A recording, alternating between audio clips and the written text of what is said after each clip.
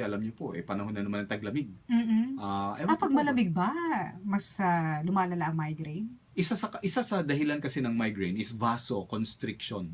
It means yung pagkipot ng ugat, kaya ang daloy ng dugo papunta po sa utak ay pababa. Kanina nga nagko-complain sa akin ng isang kasamahan natin na nagkakaroon siya ng migraine. It's very common sa taong pagod ang mata, lalong-lalo na kung siya ay nakatitig sa computer or nagbabasa o nagsusulat, and yet yung blood flow to the brain is constricted. So nakakakita sila ng aura initially. Yung aura yung parang may rainbow na nakikita po kayo. It is a sign that the eye nerve, yung optic nerve, is forced to work over time without the adequate blood supply. Yun din ba yung para daw silang naduduling o kaya nababanlag? Pwede Pwede yun. yun. Basta't optic nerve ang apektado because of the poor blood flow. So in cases ng migraine, until now, in present time po ngayon, wala pa ring maibigay ang mga doktor para sa migraine talaga. Those are just pain relievers, what we Yes. prescribe, no?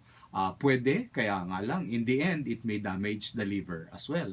Marami na po kaming nakita mga nadadialysis, nagsisira ang atay from taking too much pain reliever. Kaya ang payo po natin sa ngayon is to keep the blood flow in your brain flowing. Is to keep your brain na healthy with adequate nutrition.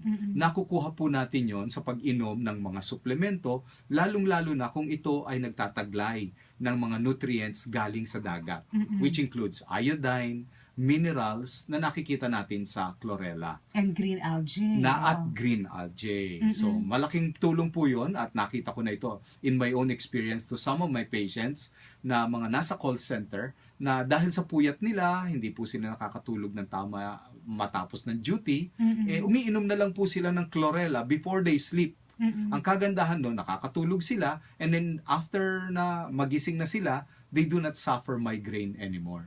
Talaga? Kasi itong problema ha,